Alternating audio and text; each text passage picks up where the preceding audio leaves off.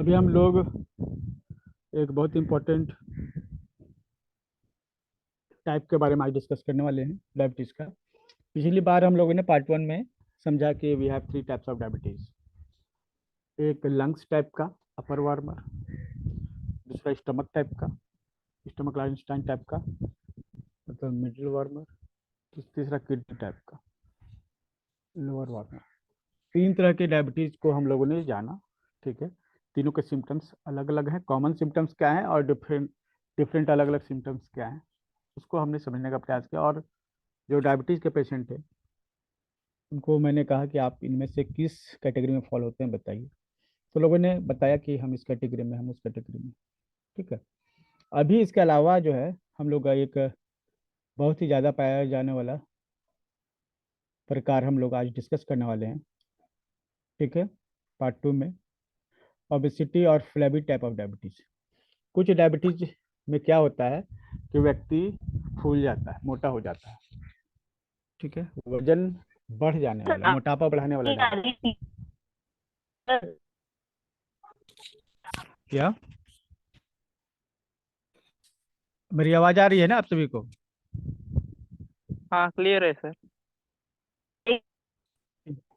और जिनको कुछ पूछना है चैट बॉक्स में लिखिए। ठीक है, बोल के डिस्टर्ब मत कीजिए। फ्लो टूट जाता है तो फिर बहुत सारी चीज़ें जो आ रही हैं दिमाग में अटक जाती हैं। तो अब एक ऐसा भी मोटापा है, मतलब कि डायबिटीज है जो मोटापा के साथ जुड़ा हुआ है, और ये आजकल बहुत ज़्यादा प्रचलन में भी है। कई लोगों को लगा होगा उन तीनों डायबिटीज में कि हमें ये लक्षण तो मिल रहे हैं, ठीक है, लेकिन हमारा और भी कुछ प्रॉब्लम है। तो और क्या प्रॉब्लम हो सकता है, आज हम लोग उस हिस्से पर बातचीत करेंगे। ठीक है, तो ये फ्लैबी टैप क्या है? फ्लैबी मतलब कि फूल जाना, थुलथुला हो जाना। ये डायबिटीज जो है थुलथुला हो जाता है, फ्लैबी हो जाता है। इसमें क्या क्या सिम्टम है? प्यास तो लगती है, यूरिन की क्वांटिटी घट जाती है, वजन बढ़ता है, यूरिन घट जाता है, क्वांटिटी घट जाती है। ठीक है, और उसको मीठा खाने का मन होता है। डायबिटीज है जो जो मेजरमेंट जो है मेडिकल साइंस के हिसाब से है कि डायबिटीज है, तो उसके हिसाब से वो डायबिटीज है।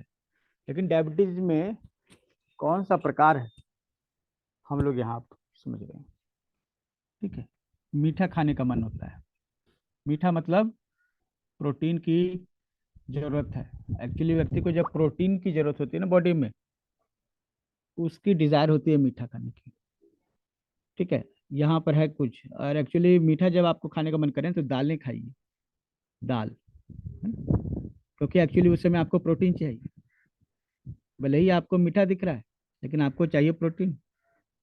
ठीक है, तो ये होता है डायबिटीज के इस केस में, ऐसा होता है।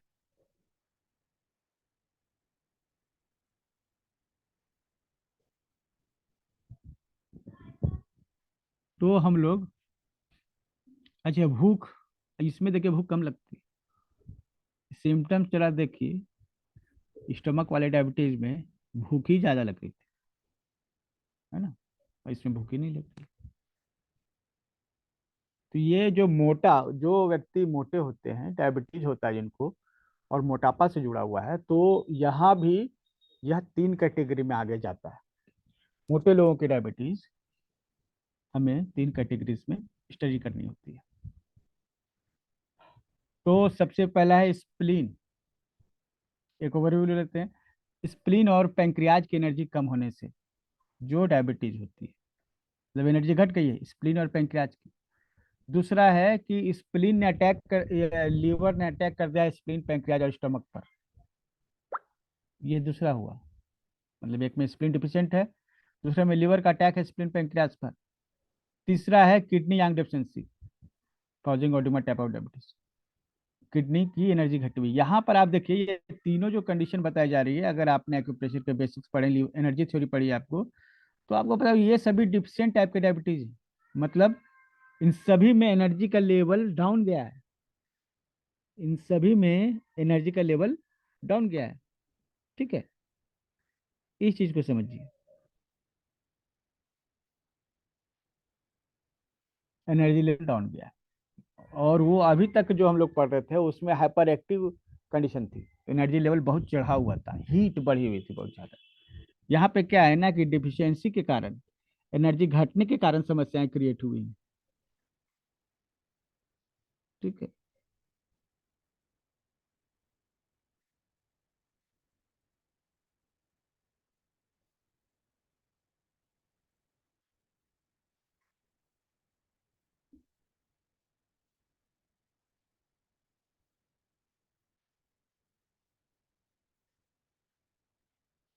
तो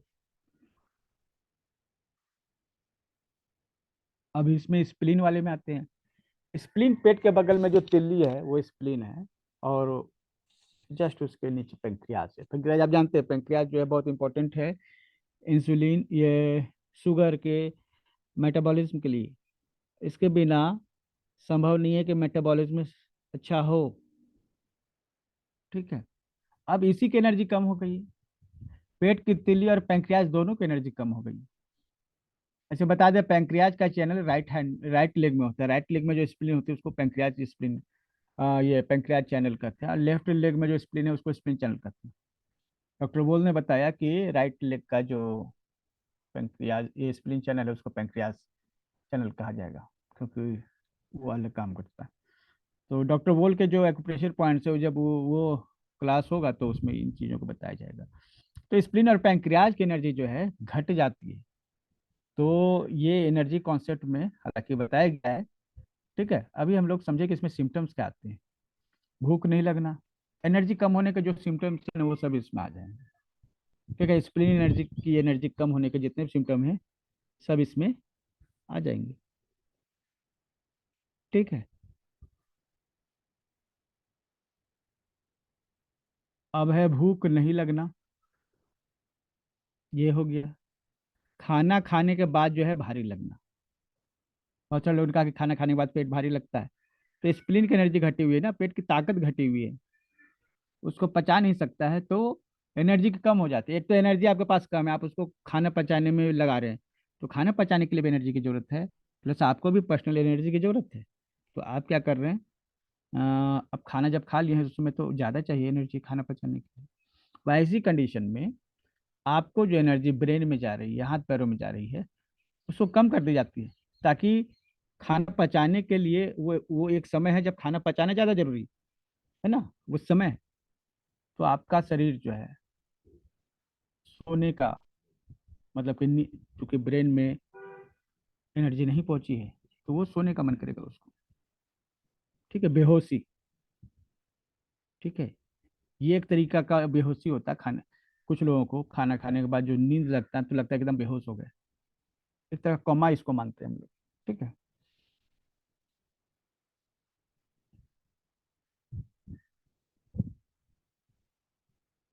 तो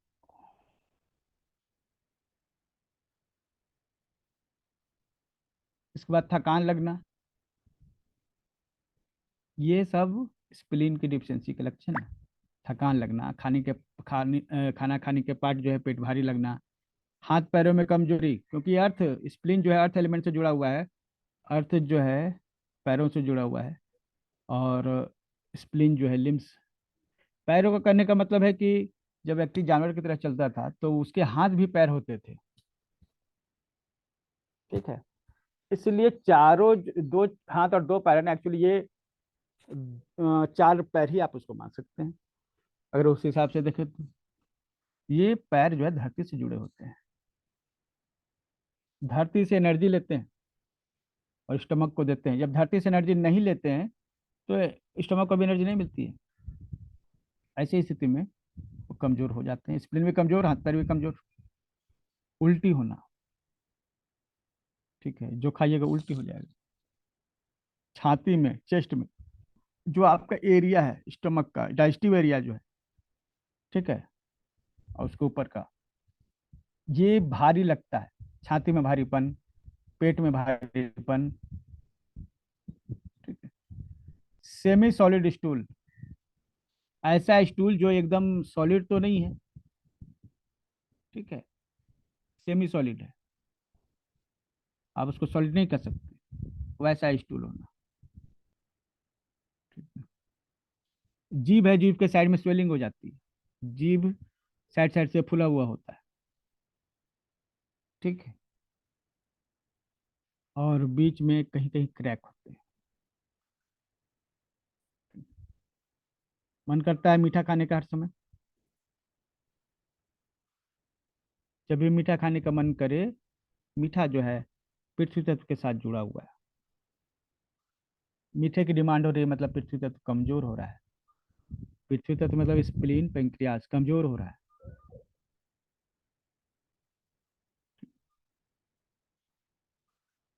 साथ ही जो है, स्प्लीन कमजोर होने से कफ बनता है, और कफ जो छाती पर जाकर बैठ जाती है तो खांसी आती है, बलगम भी निकलता है। खांसी और बलगम जो है यहाँ पर, वो स्प्लीन के कमजोर होने की निशानी, कफ बनने की निशानी। और जो यूरिन है वो वाटर एलिमेंट है, और कफ जो है अर्थ एलिमेंट है। जब अर्थ एलिमेंट बढ़ेगा ना, तो वाटर एलिमेंट घट जाएगा, क्योंकि अर्थ जो है पृथ्वी तत्व, वो जल तत्व को रोकता है। 5 एलिमेंट सीक्वेंस में हम लोगों ने इस चीज को पढ़ा है, ठीक है, और जो भी थेरेपिस्ट हैं वो इसको अच्छे से समझते हैं कि जल की मात्रा जब बढ़ती है, पृथ्वी की मात्रा घट जाती है, और जब पृथ्वी की मात्रा बढ़ती है तो जल की मात्रा घट जाती है। जल मतलब यूरिन, पृथ्वी मतलब कफ, ठीक है। जैसे एक नदी बह रही है, नदी क्या है, उसका पानी क्या है, वाटर एलिमेंट है। उसको एक मिट्टी का पुल बनाकर रोक दिया जाता है, चाहे मिट्टी का हो चाहे सीमेंट का हो, एक पुल से उसको रोक दिया जाता है। तो ये पुल क्या है, अर्थ एलिमेंट है। तो वाटर एलिमेंट को अर्थ एलिमेंट से रोक दिया जाता है। अर्थ एलिमेंट वाटर एलिमेंट को कंट्रोल कर लेता है। तो जब शरीर में पृथ्वी तत्व, ये कफ जो है बढ़ जाएगा ना, तो वो जल तत्व को रोक देगा, ठीक है। ये पूरे शरीर, अच्छा, धर्म के नीचे, स्किन के नीचे स्वेलिंग होना, चर्म शायद लिखा हुआ था, सॉरी मिस्टेक को सुधार लीजिएगा पीडीएफ में। चर्म के नीचे सूजन हो जाना, स्किन के नीचे स्वेलिंग होना, ठीक है। ये बताता है कि आपका स्प्लीन कमजोर है। अब कमजोर है तो क्या, एक्यूप्रेशर थेरेपिस्ट का काम क्या है, जो कमजोर है, जिसकी एनर्जी नहीं है, उसको एनर्जी देना, ठीक है। जो कमजोर है उसको एनर्जी देना, जो ज्यादा ताकतवर है, जरूरत से ज्यादा जिसकी एनर्जी आ गई है, उसको खींच लेना।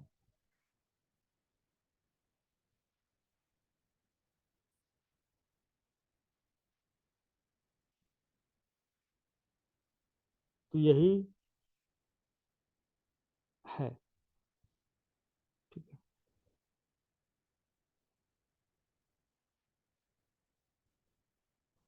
स्किन के नीचे तो ट्रीटमेंट करेंगे क्या, हमें स्प्लीन की ताकत को बढ़ानी होगी, पैंक्रियाज की ताकत को बढ़ानी होगी। तो ऐसा नहीं है कि स्प्लीन आपका, जिसकी ताकत कम हो गई, अचानक से एकदम कम हो गई, धीरे धीरे लंबे समय से उसकी ताकत कम होती गई। क्यों कम होती गई, क्योंकि आपने क्वालिटी एयर नहीं लिया। जब आप सांस लेते हैं और ये क्वालिटी एयर लेते हैं, प्राणायाम करते हैं, जिससे शरीर में एनर्जी जाती है, तो जब फेफड़ों में आती है हवा, फ्रेश एयर, वो डिसेंड होती है, डाउन डिसेंड जाती है नीचे, अर्थ एलिमेंट को जाती है। लंग्स का काम है हवा को नीचे के सभी ऑर्गन में भेजना। तो नीचे तो स्प्लीन भी है, पेंक्रियाज भी है, किडनी भी है, सबको देना है ना, ये काम है उसका। तो वो नीचे भेजते हैं। अब जो है, अब वो काम लंग से काम अच्छे से नहीं कर रही है, या शरीर को ऑक्सीजन नहीं मिल रहा है सही से, हवा फ्रेश एयर नहीं जा रही है स्प्लिन में, तो स्प्लिन कमजोर होगा। तो तो अचानक से बहुत कमजोर नहीं हो जाएगा। उसमें कमजोरी के ये जो लक्षण है ना, धीरे धीरे आपको आ रहे हैं पेशेंट को, मतलब कि आ रहे हैं। अब पेशेंट ने इग्नोर कर दिया, बोले ये सब होता है, ठीक है। तो जब ये टोटल जो है एनर्जी डिफिशियंसी आएगी, उसके पहले पार्शियल आएगी, मतलब थोड़ा थोड़ा आएगी।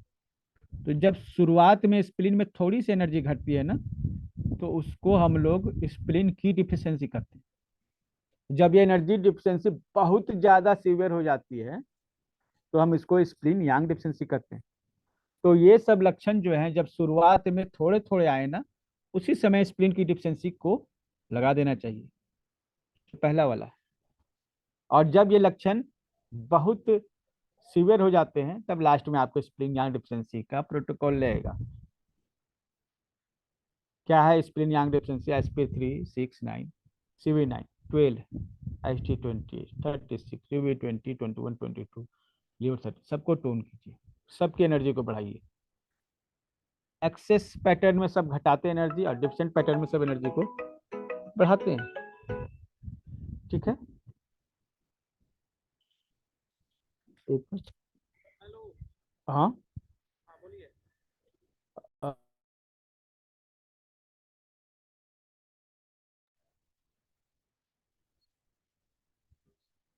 तो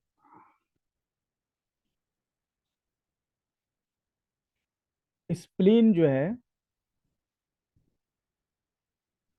जब उसकी एनर्जी थोड़ी घटी है, मतलब ये सब सिम्टम आपको आने लग गए हैं, या अभी भी हैं, एकदम सीवियर नहीं हुए, लेकिन ये सब आप में रहते हैं, तो आप स्प्लीन की डेफिशिएंसी का प्रोटोकॉल तुरंत लगा दीजिए, पहला वाला।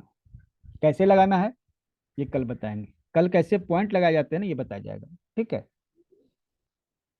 इन पॉइंट्स को कैसे लगाए जाते हैं, इसके चार्ट बने हुए हैं, वो चार्ट आपको मिल जाएंगे, ठीक है। और जब लग रहा है कि नहीं, हमारे भीतर ये सिम्टम काफी सीवियर हो चुके हैं, ऑलरेडी हो चुके हैं, तो सेकंड प्रोटोकॉल लगाइए, स्प्लीन यांग डेफिशिएंसी। ये बहुत इंपॉर्टेंट है, ठीक है। अब देखिए, दूसरा जो है, जो मोटे होते हैं उनके, मतलब कि दूसरे वाले टाइप में आते हैं। अब क्या है कि स्प्लीन, अब पहला जो आप कंडीशन देख चुके हैं, स्प्लीन और पैंक्रियाज की ताकत घट गई, ठीक है। अब क्या होता है, एक तरफ तो आपको स्प्लीन और पैंक्रियाज की ताकत घट गई है, और दूसरी तरफ से लीवर की एनर्जी बढ़ गई है, लीवर में गर्मी आ गई है, गुस्से के कारण, चिड़चिड़ेपन के कारण, ठीक है, सही नींद नहीं ले पाने के कारण। अगर आप सही नींद लीजिएगा तो लीवर का इश्यू नहीं होगा, नींद लेने से लीवर को ताकत मिलती है। हाँ, लेकिन रात को नींद लेने से, दिन में नींद लेने से कमजोर होता है, ठीक है। दिन में आप 20 मिनट, 25 मिनट, आधा घंटा आप लीजिए नींद, लेकिन 1 से 2 घंटे आप सो गए तो लीवर को कमजोर कर रहे हैं, क्योंकि फिर रात को आपको जागना पड़ेगा, और ये चक्र चलने लगेगा, आपका बायोलॉजिकल क्लॉक जो है खराब हो जाएगा। तो लीवर में गर्मी बढ़ने के कई सारे कारण हो सकते हैं, ठीक है। बहुत सारे गर्म खानों की तरफ से, अगर तला भुना बहुत ज्यादा खाते हैं उससे भी लीवर गर्म हो जाता है, गुस्सा करते हैं उससे भी लीवर गर्म हो जाता है, किसी से जलन की भावना, बदले की भावना रखते हैं तब भी लीवर गर्म हो जाता है। कई बार जो है व्यक्ति कुछ करना चाहता, कर नहीं पाता, तो भी लीवर जो है गर्म हो जाता है, ठीक है, उसकी ताकत घटती, ठीक है। फायर बढ़ने से लीवर ओवर एक्टिव, उसकी एनर्जी तो ओवर एक्टिव हो जाती है, लेकिन वो सच में कमजोर हो जाता है। जैसे एक रबड़, मसल्स जो है ना रबड़ के जैसे है, तो जब मसल्स में, रबड़ में आग लगाइएगा तो फिर वो उतना इलास्टिक नहीं रह पाता है, वो गल जाता है, ठीक है। तो लीवर में आग लगती है, तो उसकी अग्नि अटैक करती है स्प्लीन पे, पैंक्रियाज पे, और स्टमक पर।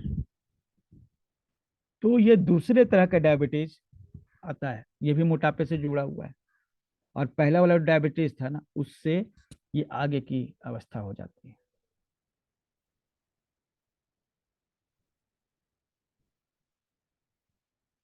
ठीक है। अब इसमें क्या होता है कि कब्ज हो जाती है। अब देखिए कब्ज क्यों होती है, इसके सिम्टम्स। लीवर में आग होने से वो आग स्टूल को सुखा देती है, इंटेस्टाइन के स्टूल को, और हो जाता है कब्ज। ठीक है, क्योंकि स्टूल सूख जाता है तो इसे कब्ज हो जाता है। वहीं दूसरी तरफ स्प्लीन, उसकी एनर्जी भी घट जाती है, जिससे डिसेंट्री हो जाती है, पेट खराब। ठीक है, तो डिसेंट्री, पतले दस्त होना। अब जो है कुछ दिन पतले दस्त रहती है, कुछ दिन कब्जियत रहती है, कुछ दिन पतले दस्त रहती है, कुछ दिन कब्जियत। ये खास सिम्टम है जो बताता है कि आपको क्या है, ये सेकंड टाइप का, जिसमें लीवर का फायर जो है स्प्लीन और पेंक्रियास को अटैक करता है, उस टाइप का डायबिटीज है। पेट में दर्द होगा, गैस बनेगा, और गैस के साथ वो जो है ना, मतलब गैस रिलीज होगा, उसमें फुल स्मेल होगा। हीट जब बॉडी में बढ़ती है ना, तो दुर्गंध आता है। कई लोगों के शरीर से आप देखिएगा दुर्गंध, उसके साथ कर रहिएगा तो गर्मी महसूस होगी। ठीक है, वो लीवर की गर्मी बढ़े होने से होता है। ठीक है, ये लीवर की गर्मी जब शरीर, अगर किसी के शरीर में गर्मी है ना, गर्मी मतलब आग। आग दूर से ही आप देख सकते हैं, आग में एक चमक होती है, और आग में कुछ भी डाल दीजिए तो उसका एक अलग स्मेल होता है। ठीक है, तो शरीर में जब आग लगी हुई है, तो इसका भी शरीर के जो ऑर्गन्स या जो टिश्यूज हैं वो जल रहे हैं, उससे एक दुर्गंध आती है। ठीक है, तो शरीर से भी दुर्गंध आती है, और जब गैस रिलीज करते हैं तो उससे भी दुर्गंध आती है।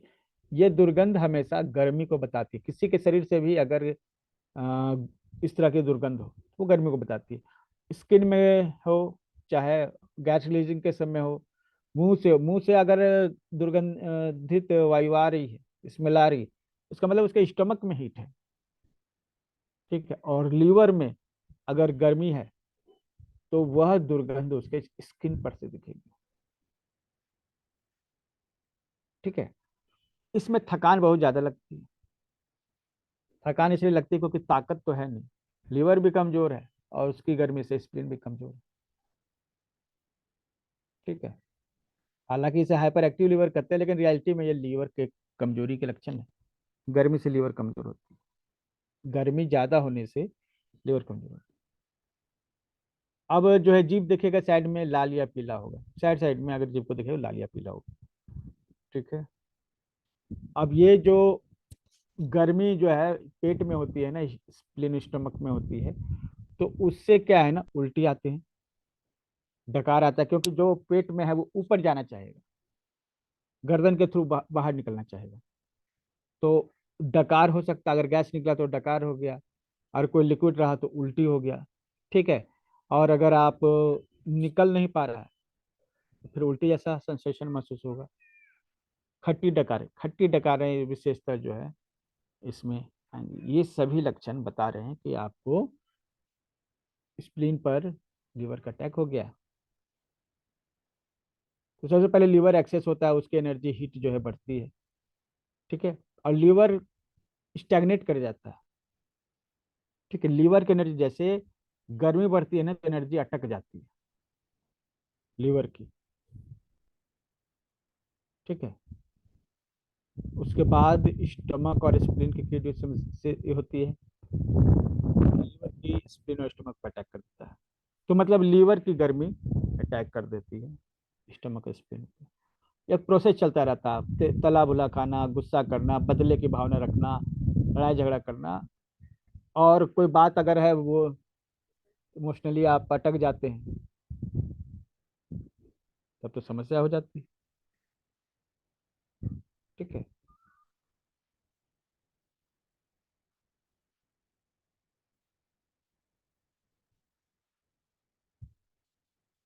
तो ट्रीटमेंट क्या है, ये लीवर 3, 13, 14 और GB34 इसको सीडेट करते हैं। और स्टमक को एनर्जी देने वाले पॉइंट कौन कौन से हैं, UB21 है। CV612 है, HT86 और SP6, इन सबको करते हैं टोन। और स्टोमक का जो ऊपर और नीचे का एरिया CV10 और 30, उसमें स्टारमेंट लगा देते हैं। ये प्रोटोकॉल जो है फुल प्रूफ बनता है। आप इसको लगा कर देखिए, बहुत जल्दी रिजल्ट आते हैं अगर ये सब सिम्टम है तो।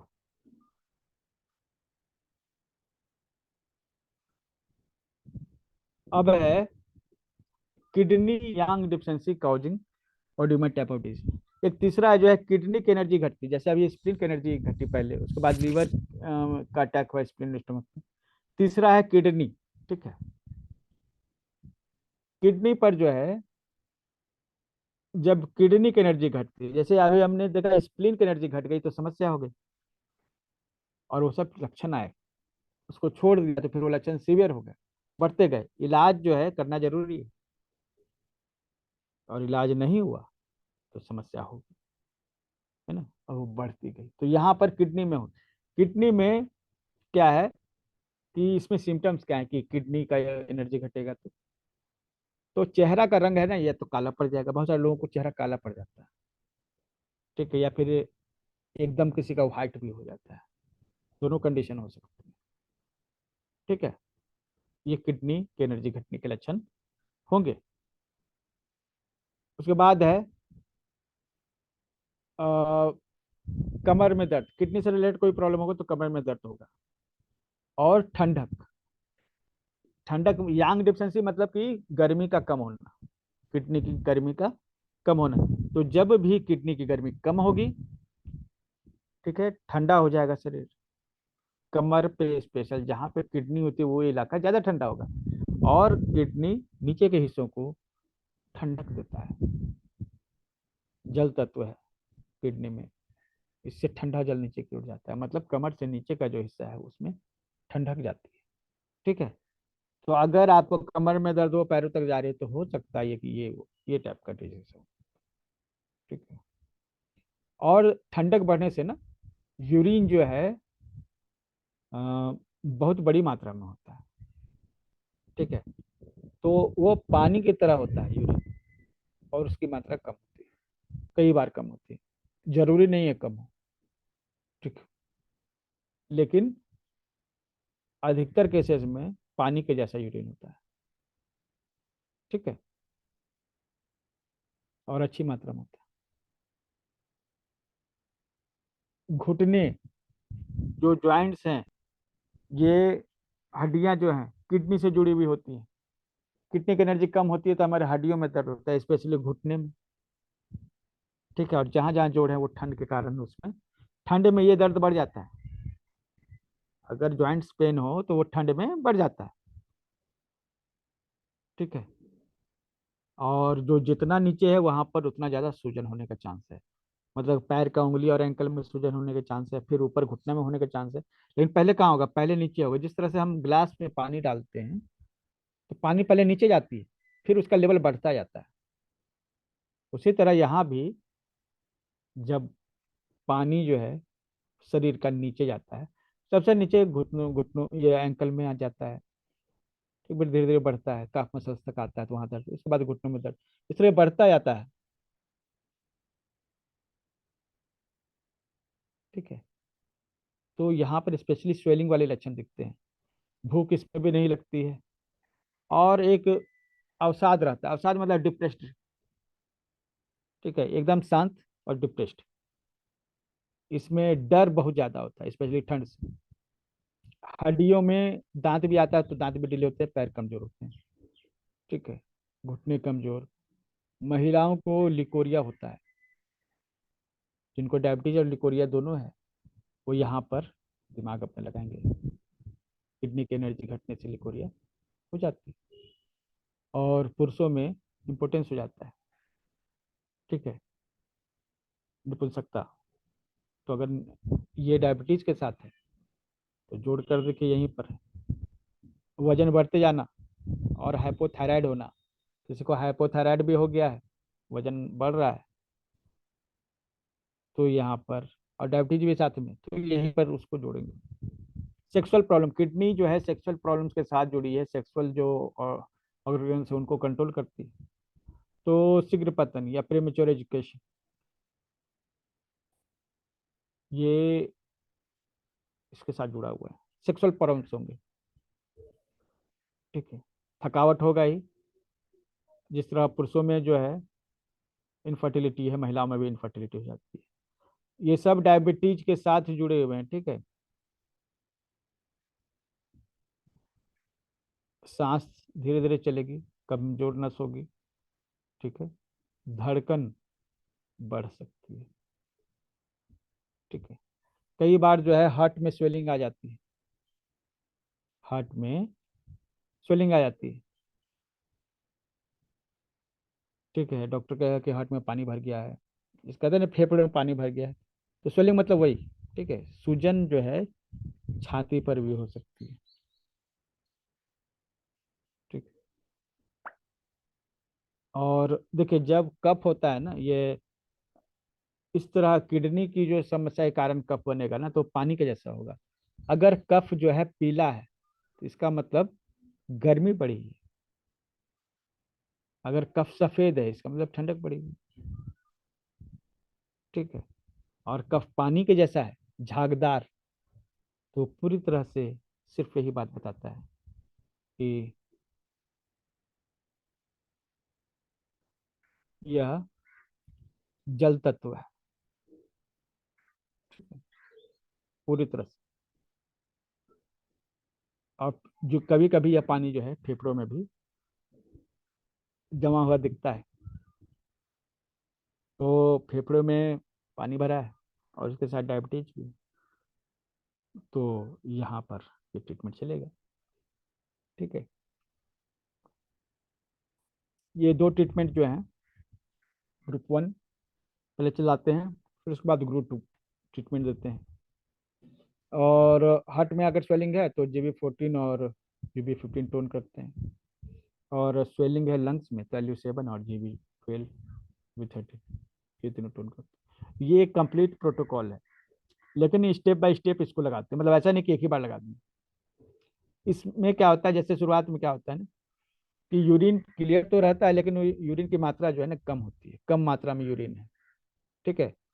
तो ऐसा इसलिए होता है ना, किडनी का काम है बॉडी में जो फ्लूइड है, तरल पदार्थ, आप जो पानी पीते हैं शरीर में जो भी तरल है, उसको छानकर यूरिन और ब्लड को अलग करना, ठीक है। जब यूरिन की मात्रा कम होने लगे तो समझिए कि किडनी का काम है ये, और किडनी काम सही से नहीं कर रहा है। जैसे सपोज आपने किसी नौकर को कहा कि चलो तुमको 10 किलो प्याज काटने हैं और देते जाओ मुझको, आप लग गए। अब देख रहे हैं कि कम प्याज आ रहा है आपके पास, इसका मतलब कि आपका नौकर कम काम कर रहा है। आप खूब सारा प्याज आने लगा कटा हुआ, इसका मतलब कि आपका नौकर अच्छा काम कर रहा है, ठीक है। आउटपुट जो है यहाँ पर पता चलता है कि आउटपुट और जो फंक्शनिंग जुड़ी हुई है, ठीक है। तो यूरिन अगर कम हो गया तो इसका मतलब कि किडनी कम काम कर रहा है, ठीक है। ऐसी स्थिति में जो भी आदमी पानी पीता है टोटल यूरिन के रूप में निकल जाता है, बचता नहीं है, क्योंकि किडनी काम नहीं कर रही सही से। इसमें हाइपोथायराइड, जिसमें शरीर मोटा हो जाता है, वो स्पेशली होता है, ठीक है। तो ये पहला है। अब इस तरह छोड़ दीजिएगा तो फिर ये बीमारी बढ़ जाएगी ना। तो अब जो यूरिन जो है जो निकल रहा था, अब क्या है, निकलता नहीं, वो क्या है ना जम जाता है, क्योंकि किडनी को ताकत नहीं है उसमें। आपके जो इस केस में जो नौकर है आपका, जो प्याज छीलने वाला, उसको इतनी ताकत नहीं है कि प्याज को छील सके, तो वहीं रख देता है जमा, कुछ कर नहीं पाता है, हाथ ही नहीं उसका चलता है। तो दूसरे स्टेप में क्या होता है, जब ये कम बीमारी बढ़ जाती है तो यूरिन के रूप में लिक्विड बाहर नहीं निकल पाते हैं, तो क्या होता है ना कि वो शरीर में ही कहीं सूजन के रूप में जमा हो जाता है, मतलब वो निकल जाना चाहिए ही था आपका यूरिन के थ्रू। यूरिन आउटपुट हो गई कम, तो वो क्या है पैर के सूजन के रूप में शरीर में कहीं जमा हो जाएगा। तो सबसे नीचे पैर है तो पैर में जमा होता है, जीभ में भी सूजन आ जाती है। अब ऐसी कंडीशन में दवा से काम नहीं चलेगा, तो इंसुलिन देने की आवश्यकता पड़ती है। फिर दूसरा स्टेप में नॉर्मली क्या करते हैं, इंसुलिन देते हैं। ठीक है। तीसरी स्थिति में ये एकदम कमजोर हो जाता है। ठीक है।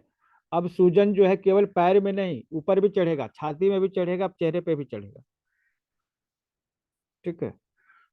और छाती में कफ भर जाता है, जिसको हम लोग और देख सकते हैं एक्सरे वगैरह से। डॉक्टर देख के बताएंगे आपके आपके लंग्स में पानी भर के, ऐसा कहेंगे। ठीक है।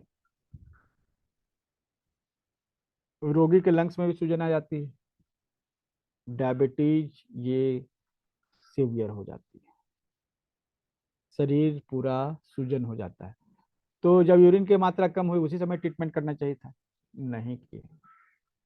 तो ठीक है, जब और बढ़ गया, पैर में सूजन आने लगी, उस समय कर दिए, नहीं उस समय भी नहीं किया, तो अब क्या होगा, पूरे शरीर में सूजन आ जाएगी, तब तो करना ही पड़ेगा ना। ठीक है। तो अगर पहले जो है यूरिन का आउटपुट जो है कम हुई है, तो ट्रीटमेंट स्टेप 1 के लिए जो है ट्रीटमेंट का फॉर्मूला नंबर 1 लगाएंगे। दूसरा, स्क्रीन पर अगर आ गया है तो SP69 UST28 UB22 CB9 seeded, और K7 GB4 UB2023, ये सब टोन करना है, मतलब ये सेकंड फॉर्मूला लगेगा। और उसके बाद जो है, अगर ये कंडीशन पूरे शरीर में सूजन आ गई है, तब ये लास्ट वाला स्टेप 3 का फॉर्मूला लगाएंगे। ठीक है। ये थी आप किस स्टेप में है, अगर आप स्टेप को पहचान गए तो ये फॉर्मूला लगना है। और अगर आप स्टेप को नहीं पहचान पाए, लेकिन आप देख रहे हैं कि ये सब सिम्टम हमें है, ठीक है, तो यहाँ जो पहला ग्रुप 1 दिया हुआ वो लगाइए, उससे फायदा आएगा। नहीं आता है तो, या कम आता है तो ग्रुप 2 लगाएंगे। ऐड करेंगे, हार्ट में स्वेलिंग है तो उसके लिए अलग, अगर हार्ट में कहते हैं कि पानी भर गया है, ऐसा कहते हैं डॉक्टर, तो फिर वो फॉर्मूला अलग। और फिर अगर लंग्स में अगर ये ऐसा कहते हैं तो वो फॉर्मूला अलग। तो रिपोर्ट देख के ये पता चल जाएगा। ठीक है। तो इसीलिए ना बहुत सारे लोग यहाँ पे ग्रुप में सवाल करते हैं, सर शुगर का इलाज बताइए। अभी तक देखिए, पिछली बार 3 तरह का, अब इस बार जो है 3 तरह का, 6 तरह का डायबिटीज आप सबके साथ हम क्लियर कर चुके हैं, सब एकदम डिस्टिंक्ट है, और हर तरह के डायबिटीज में कई सारे प्रोटोकॉल। तो और लोग पूछते हैं कि सर डायबिटीज के लिए पॉइंट बता दीजिए। हैं ऐसे पॉइंट, SP10 है, लीवर 3 है, ठीक है, ऐसे पॉइंट हैं जो सिंगल पॉइंट से भी काम करते हैं। लेकिन पहले पता तो होना चाहिए कि कॉम्प्लिकेशन कहाँ तक पहुंचा है। उसके बाद अब कॉम्प्लिकेशन भी है, कल जो आपके साथ बातचीत होगी उसमें जो कॉम्प्लिकेशन आ रहे हैं उनके बारे में बात होगी। डायबिटीज में जो कॉम्प्लिकेशन आते हैं, थकावट स्पेशली जो हो जाती है, और छोटे छोटे सिम्टम में स्टार्ट, उसके लिए क्या प्रोटोकॉल है वो शेयर करेंगे। ठीक है। और कल बात करेंगे कि कई लोग डायबिटीज में पतले हो जाते हैं, तो हम लोग उस पर कल फोकस करेंगे, कल पूरा प्रोटोकॉल उस पर रहेगा। ठीक है। आप सभी अभी ओपन हैं, सवाल पूछ सकते हैं, ठीक है, इससे रिलेटेड। और अगर आपको लगता है कि नहीं हम इस किसी कैटेगरी में आते हैं, तो आप बताइए हमें। ठीक है, 10 मिनट का ये सेशन आप लोग के लिए है, और बाकी जो है हम लोग कल करेंगे। ये एक पेड वर्कशॉप है। ठीक है, बीच में अच्छा गैप हो गया छठ पूजा के कारण। ठीक है, इसलिए आज मंगलवार क्लास ले रहे हैं। तो अभी 3 दिन और लाइव क्लास होगा, कल भी होगा। एक दिन गैप देंगे आप लोग को नोट्स बनाने का, समझने का, डिस्कशन करने का, फिर 2 दिन कंटिन्यू करेंगे। तो हम चाहते हैं कि आप अच्छे से समझ लें, इसलिए ऐसा। तो आप लोग बताइए कि इसमें से आप लोग किसी में खुद को देख रहे हैं, या अपने रिलेटिव या किसी को देख रहे हैं, तो बताइए। ठीक है। सर मेरा एक सवाल है। जैसे किसी को आठ बोलिए। दस साल से डायबिटीज है और वो टैबलेट ले रहा है, तो एक्चुअली वो हम्म। टैबलेट ले लेके पेनक्रियास को वीक बनाया ना उसने, तो फिर हम हमारे हम्म। ट्रीटमेंट से उसका पेनक्रियास एक्टिव कर सकते हैं वापस? देखिए, रिकवर तो कर सकते हैं, लेकिन कहने का मतलब ऐसा है कि अब उसके लिए भी तो तरीके होंगे, है ना, समय लगेगा, है ना, समय लगेगा ना, तो थोड़ा हाँ, समय क्योंकि दीजिएगा तब जैसे, तो। हाँ, क्योंकि वो टैबलेट ले रहा है, सही बात है, लेकिन आप देख रहे हैं यहाँ पे कि किस तरह से हम लोगों ने डायग्नोस किया। अभी तक 6 तरह के डायबिटीज को हम लोगों ने डायग्नोस किया है, और अभी और बाकी है। तो आपको उस तरह से एग्जैक्ट समझना पड़ेगा कि वो किस कैटेगरी में आ चुका है। उसके बाद हम लोग ट्रीटमेंट कर सकते हैं। डायबिटीज को रिवर्स करना इतना मुश्किल नहीं है अगर सही तरीके से डायग्नोस किया जाए और एक प्रॉपर प्रोटोकॉल पे ट्रीटमेंट किया जाए। ठीक है। Okay sir. और और सर वो डायबिटीज टैबलेट ले रहे हैं तो हेरिडिटी में आती है क्या? क्या? डायबिटीज अनुवंशिक रहती है क्या?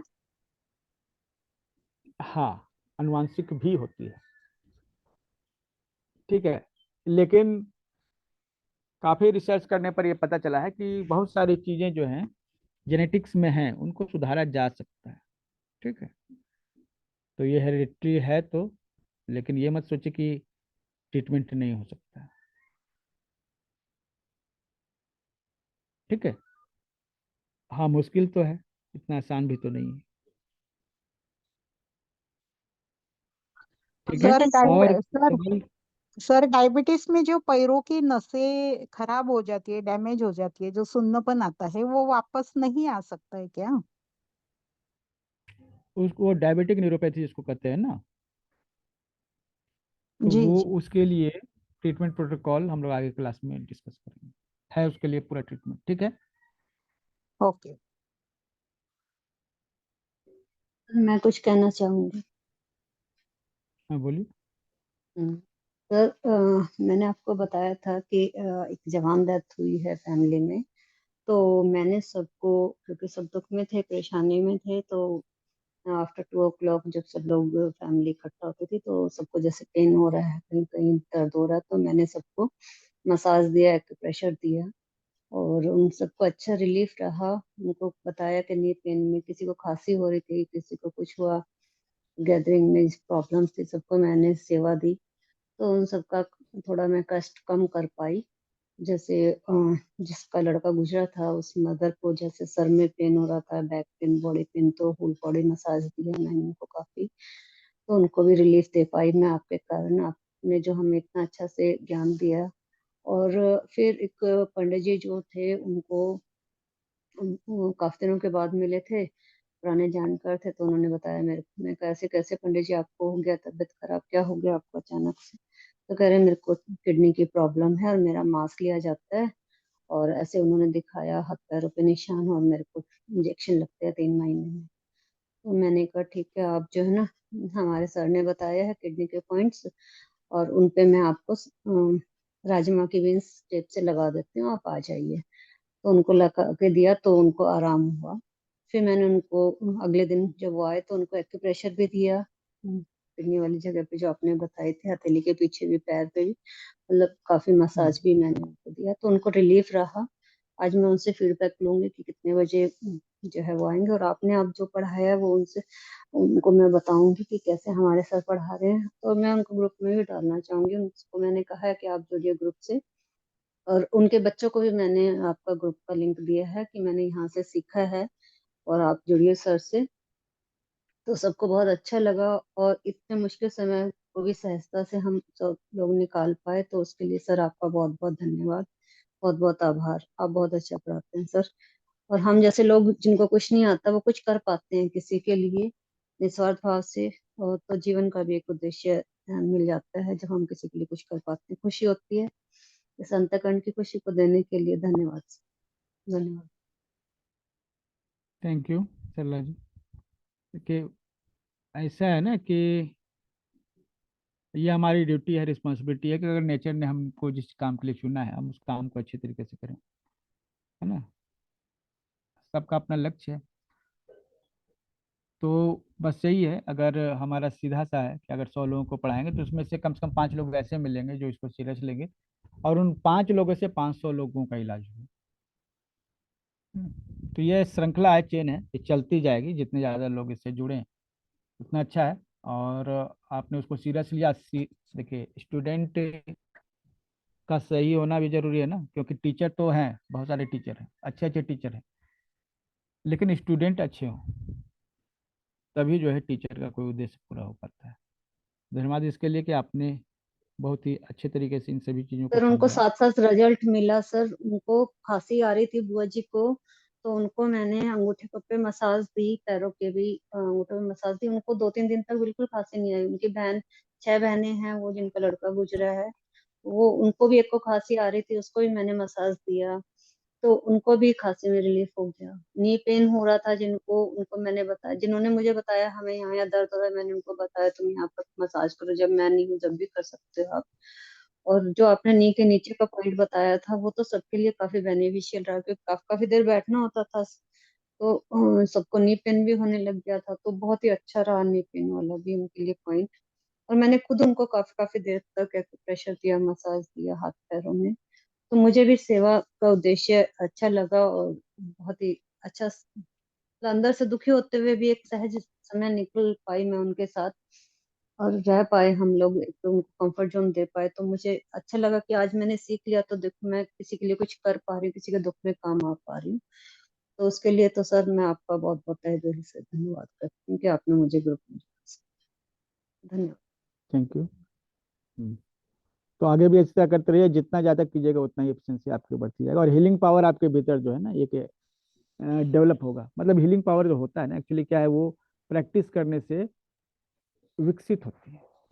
ठीक है, जी मतलब कि सर, अभी मैं जो आपके भीतर है, जितना ही आप प्रैक्टिस करने जा रहे हैं उतना ही आपका प्रैक्टिस जो है परफेक्शन की ओर जाएगा, सर है ना। बताने मुझे क्या हुआ कि जैसे उसकी मम्मी को ज्यादा रोना आ रहा था, ज्यादा दर्द हो रहा था, तो जैसे सब लोग चले जाते हैं, तो मैंने कहा इनको थोड़ा रिलीफ चाहिए, तो मैंने ऐसे उनके माथे पे हाथ रख के उनको बोला कि आज्ञा चक्र, मैं मेरे को नहीं सोचा कुछ भी, मैंने ऐसे ही अपने दिल से ही मेरे निकला कि आज्ञा चक्र, उनके आज्ञा चक्र पे मैंने हाथ रख के बोला, आज्ञा चक्र मैं आपको आज्ञा देती हूँ कि इस आत्मा को शांति दे, थोड़ा रिलीफ दे। वो आधे घंटे के लिए सो गए, मैंने उनको लिटा हम्म। दिया, एक्यूप्रेशर और मसाज तो दे ही चुकी थी, और मैंने ऐसा किया, और फिर उनको जो है ऐसे हाथ पे सर फेरा, तो उनको रिलीफ हुआ और वो सो गए आधे एक घंटे के लिए। देखिए, बहुत सारी जो समस्याएं ऐसी होती है, हम समस्या को सॉल्व नहीं कर सकते, लेकिन जी। समस्या के कारण जो दुख हो रहा है उस दुख हम्म। को कम कर सकते हैं। ठीक है, जो चला गया है उसको वापस नहीं ला सकते हैं, लेकिन आप को जो दुख है उसके कारण उस दुख को कम किया जा सकता है ना। सफरिंग को कम किया जा सकता है, रूट का जो है उसको तो कम नहीं, हटा नहीं सकते, वो तो हो गया सो हो गया, है ना। आगे भी ऐसा कीजिएगा। ठीक है, thank you sir. Thank you sir. Thank you. और भी बताइए, यहाँ पर जो डायबिटीज को जो लक्षण बताए गए हैं, इनके सबसे पहले जो है ना आपको ट्रीटमेंट करना होगा, जिनको भी है।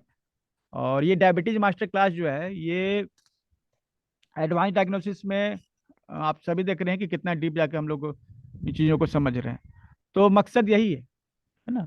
मकसद ये है कि हम लोग इसको सीखें और डायबिटीज नाम की चीज़ को खत्म करें, क्योंकि ये रिवर्सेबल है। मतलब ऐसा नहीं है कि ये ठीक नहीं हो सकता, ये एकदम ठीक हो सकता है ना। तो इसके लिए सोचना ही नहीं है कि नहीं ठीक हो सकता है।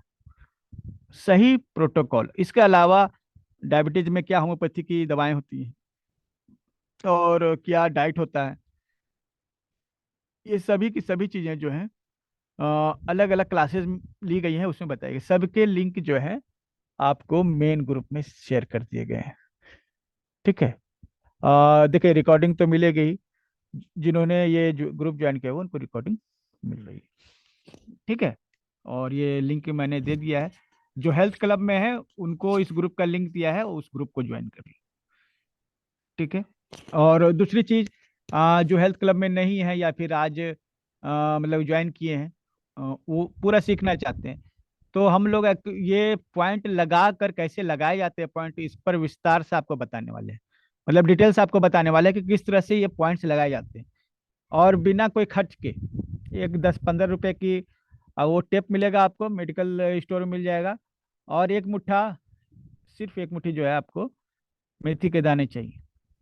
ठीक है, और एक पेंसिल चाहिए जिसको आप जिमी बना सकें। अगर आपके पास जिमी है तो ठीक है, आपके पास अगर थेरेपिस्ट है, मैग्नेट है तो ठीक है, नहीं भी है तो एक मुट्ठी मेथी के दाने से आप इन सभी प्रोटोकॉल को लगा सकते हैं और रिजल्ट ला सकते हैं। ठीक है, ये कन्फर्म रही। हेलो और सर। जो चाहते हैं, हाँ हाँ बोलिए। Sir, hello. जी सर, ये अभी आप पूछ हाँ, रहे थे ना कि ये दोनों में से आपका क्या मतलब कहीं पे वो कर पा रहे हैं डायग्नोसिस, तो सर हम्म। जैसे हम ये पूछ रहे थे कि जैसे आपने किडनी यांग डेफिशिएंसी बताई तो काफी लक्षण तो उससे मिलते ही हैं, लेकिन साथ में फैटी लीवर की भी शिकायत है, लीवर की भी है, तो क्या लिवर के भी पॉइंट लगाने पड़ेंगे? देखिए अभी लीवर के पॉइंट आप लगाइएगा, है ना। सर तो अब कहने का मतलब है यहाँ कॉम्प्लिकेशन आता है ना कि हमको लीवर का भी प्रॉब्लम है और इसका भी प्रॉब्लम है, तो हमें क्या लगाना चाहिए, आपका मतलब सवाल यही है। जी सर। ठीक है। ठीक है। तो लीवर के भी पॉइंट लगेंगे, है ना, और जी किडनी के सर। भी लगेंगे। लीवर जो है अगर लीवर का क्लास आपने नहीं किया है तो लीवर एक बहुत बड़ा कल्प्रिट है। लीवर में जब हीट पैदा होती है ना, ठीक है, उसमें ह्यूमिड हीट हो जाती है, ह्यूमिडिटी और हीट एक साथ जो है ना डिपॉजिट हो जाती है, तो उसमें फैटी लिवर हो जाता है। जॉन्डिस भी होता है तो उसका भी वही कारण है, फैटी लिवर होता है उसका भी वही कारण है। और यही जब हो जाता है ना तो वो बाकी के अंगों पे अटैक कर देता है। ठीक है। वो हमें उसके भी पॉइंट लगाने होंगे। ठीक है। और ऐसी कंडीशन में अलग अलग तरह से समय देना होगा। ठीक है। और ट्रीटमेंट प्रोटोकॉल जो है मतलब कि गाइडेंस में आप ट्रीटमेंट दे सकते हैं। ठीक है। मतलब ऐसे नहीं कि जाके लगा दिए उसके बाद क्या हुआ फॉलोअप उसको देखना पड़ेगा। मतलब दोनों पॉइंट को हाँ। समझ के लगाने पड़ेंगे। हाँ, ठीक है। और लगाने ही पड़ेंगे समझ कर, बिना समझे तो लगने का नहीं है ना। और राज जी आप जो बोल रहे हैं हाइपोथायराइडिज्म और patient also suffer from diabetes, yes yes yes, बहुत ज्यादा। यहाँ पर जो हम लोग ने किडनी यांग वाला ये जो थर्ड टाइप वाला जो बताया है ना, ठीक है, इसमें हाइपोथायराइडिज्म है। ठीक है। किडनी यांग डिफिशियंसी के कारण से लेंगे, इसमें हाइपोथायराइडिज्म है, जिनको हाइपोथायराइड है और डायबिटीज है उनको यही वाला पॉइंट लगना है। ठीक है। जिनको लोकोरिया है उनको भी, जिनको है बांझपन हो गया है डायबिटीज के कारण, उनको भी यही पॉइंट लगना है। ठीक है। तो ये बहुत इंपॉर्टेंट प्रोटोकॉल है। ऐसे तो हर प्रोटोकॉल जो इंपॉर्टेंट होता ही है, लेकिन ये खास तौर पे अब आप जो है ना अब आप इन चीजों को जोड़ रहे हैं कि नहीं। केवल डायबिटीज होना मतलब शुगर कम ज्यादा होना इतना ही काफी नहीं है, आपको बाकी के सिम्टम भी देखने पड़ते हैं, उसके बाद जो है आप प्रोटोकॉल या पॉइंट लगाते हैं। और कहीं कोई कह दे कि सर डायबिटीज के पॉइंट बता दीजिए। ठीक है। तो हालांकि हम लोग बता देते हैं, लेकिन आप समझ रहे हैं इस चीज को कि ये कितना ज्यादा डायग्नोसिस करने की बात है ना, उसके बाद पॉइंट लेंगे तो उससे बेस्ट रिजल्ट आएंगे। सर सर सर मुझे एक हाँ बात बोलिए। पूछनी है। मुझे मीठे का बहुत क्रेज है, मुझे मीठा बहुत पसंद है खाना खाने के बाद, तो हम्म, मुझे प्रोटीन्स की कमी है। आपको प्रोटीन चाहिए, स्प्लीन आपका कमजोर हो रहा है। ठीक है। आप जो है ना स्प्लीन यांग एक की डिफिशियंसी से स्टार्ट कीजिए, जो पहला वाला प्रोटोकॉल है इसमें। ठीक है। स्प्लीन की डिफिशियंसी। आवाज जहां से आ रही है म्यूट कर लीजिए खुद को।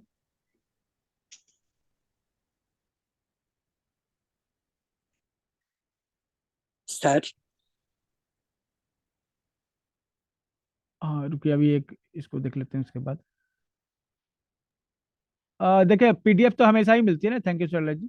पीडीएफ तो हमेशा मिलती है, जिस ग्रुप में ये कोर्स चल रहा था उसी में मिलती है। ऐसे नहीं कि सभी ग्रुपों में शेयर करेंगे, जिस ग्रुप में मिलती है उसी में। और जो हेल्थ क्लब के मेंबर हैं, ठीक है, वो ग्रुप को ज्वाइन कर लेंगे, ग्रुप कंप्लीट हो जाएगा, कोर्स कंप्लीट हो जाएगा, उसके बाद इसको छोड़ सकते हैं। जो इसमें दिया हुआ है ना वो सब आपको हेल्थ क्लब में बैकअप करके मिल जाएगा। ठीक है। देखिए अभी आप जो कह रहे थे जो स्प्लिन की डिफिशियंसी, उसका ये प्रोटोकॉल है, यहाँ से स्टार्ट कीजिए, इससे आपको रिजल्ट मिलेगा। SP3, SP6, ST36, UB20, 21 सबको टोन करना है।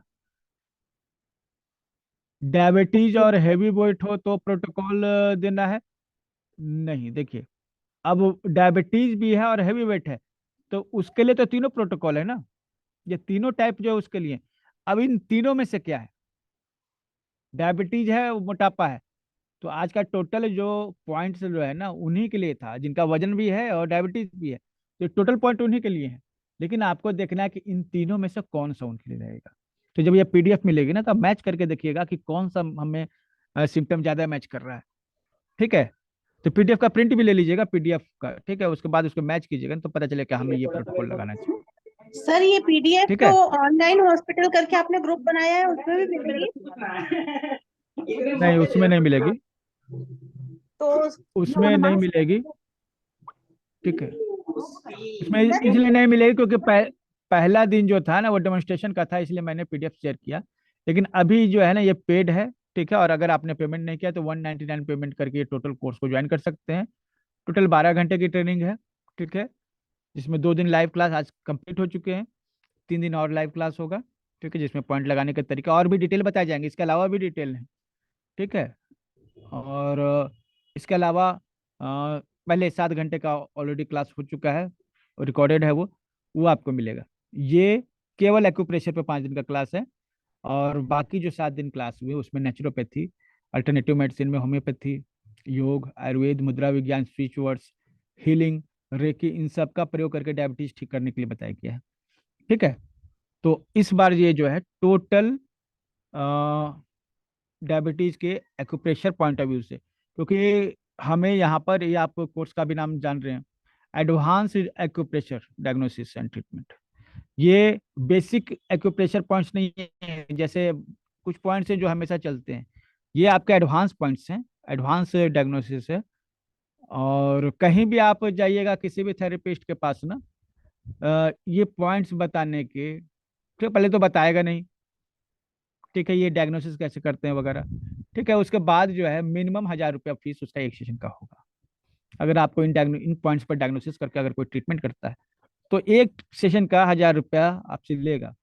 क्योंकि जैसे एक होता है ना लेवल, तो ये एडवांस लेवल है, इससे ज़्यादा जो है मतलब शायद ही टीसीएम में कोई एडवांस प्रोटोकॉल्स लगते हैं। ठीक है, तो ये सभी आपको 199 में मिल जाएगा, अगर आप 17 तारीख के पहले करते हैं तो 99 में ही हो जाता, लेकिन अभी 199 है। ठीक है, और ये सभी आपको पीडीएफ वगैरह सब मिलेंगे, और ये आपके पास रहेगा हमेशा। ठीक है, गूगल ड्राइव में आपको एक्सेस मिलेगा। ठीक है, प्लस सर्टिफिकेट भी आपको मिलेगा कि आपने हमारे यहाँ से ये सीखा है, advance acupressure. Okay, anything else? और कुछ पूछना है पूछ लीजिए, हम लोग हेलो आज के क्लास के लास्ट आ चुके हैं। हाँ हाँ सर। सुराना जी बोलिए। सर ये आपने जितने आज सिम्टम बताए, प्राय प्राय सिम्टम मिलते हैं, तो इसका मतलब है मेरा स्प्लीन वीक है और स्प्लीन, किडनी में भी हाँ, प्रॉब्लम है क्या? फैटी लिवर तो है मुझे।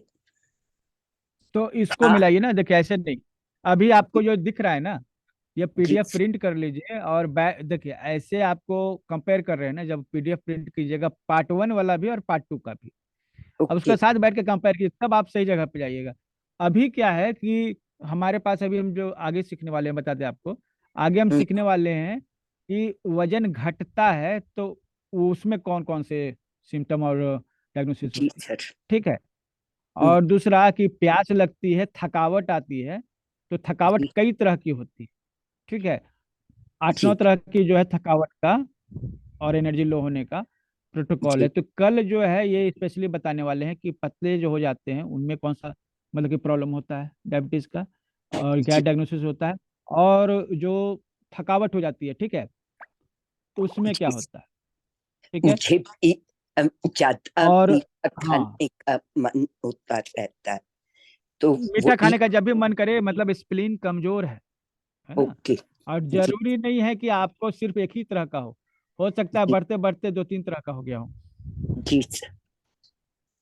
ठीक है, ये भी संभव है। जी तो सर। हमारा कोशिश है कि आप समझकर सेल्फ ट्रीटमेंट करें, है ना, जी जी और हम इतना समझा दें आपको। और बाकी जी लोग जो हैं, ठीक है, वो अगर चाहते हैं कि हमारी जितनी भी क्लासेस हैं वो हमेशा उनको मिलती रहे, तो वो अपनी लाइफ टाइम मेंबरशिप को ज्वाइन कर सकते हैं, हेल्थ क्लब को ज्वाइन कर सकते हैं। ठीक है, हेल्थ क्लब में हमारे जितने कोर्स हैं ना हेल्थ से जुड़े, वो सभी आपको फ्री मिलेंगे। ठीक है, वेट लॉस के लिए क्लास हम ऑलरेडी ले चुके हैं। ठीक है, और थायराइड के लिए भी क्लास ले चुके हैं, वो रिकॉर्डिंग हो चुकी है, लेकिन स्पेशल एडवांस क्लास लाने वाले हैं जो जो क्लास ले चुके हैं नेचुरोपैथी की, उसमें सभी तरह की चीजें बताई गई हैं, लेकिन अभी इसके बाद डायबिटीज के बाद फिर दूसरे भी कोर्सेज लाएंगे, जिसमें एक्यूप्रेशर, एडवांस एक्यूप्रेशर की क्लासेस होंगे।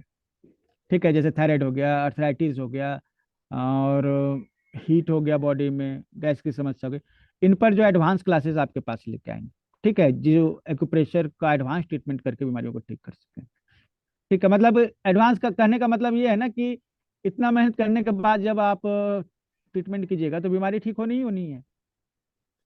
तो वो जी आप मान के चलिए कि बीमारी आपकी ठीक होनी ही होनी है। इतना डायग्नोसिस आपको हम बता दें, है ना, जो हम करते हैं वो चीज आपको बता रहे। जी सर। ठीक है, एक्सक्यूज ओके। मी सर, न्यू बैच यानी कोई नया स्टूडेंट कोई सीखना चाहे तो वो न्यू बैच कब से स्टार्ट होगा? शुरू से, जो आप शुरू से करा रहे थे ना, स्टार्टिंग से? शुरू से कुछ नहीं होता है।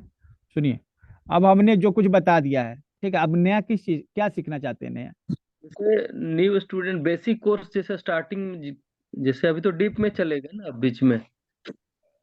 वो आप शाम का कोर्स है ना 5:30 बजे वाला, अच्छा ठीक है, उसको ज्वाइन करने के लिए कहिए।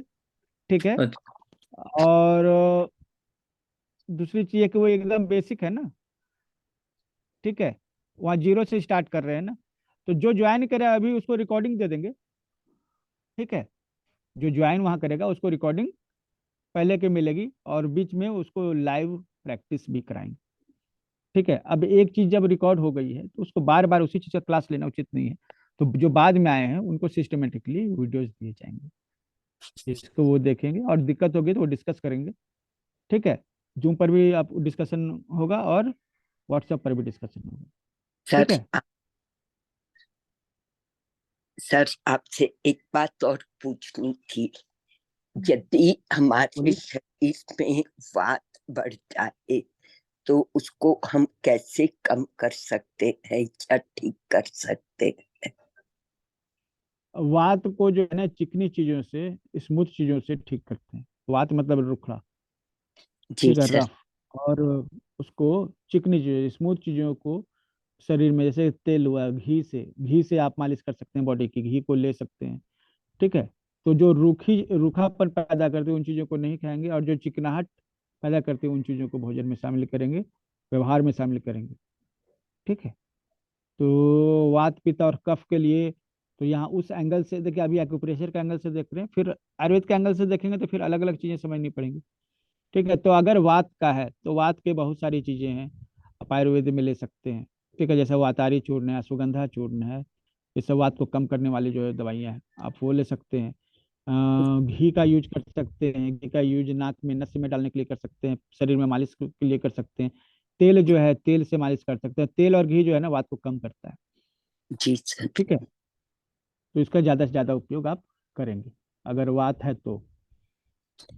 हाँ, क्योंकि सर मुझे आरे रूमेटाइड अर्थराइटिस पे क्लास होगा, क्योंकि अर्थराइटिस पे जो है ना क्लास हुआ है पहले, एडवांस एक्यूप्रेशर की क्लासेस होंगी जल्दी।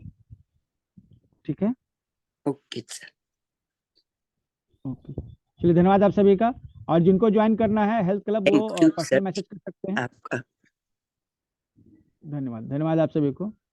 धन्यवाद सर।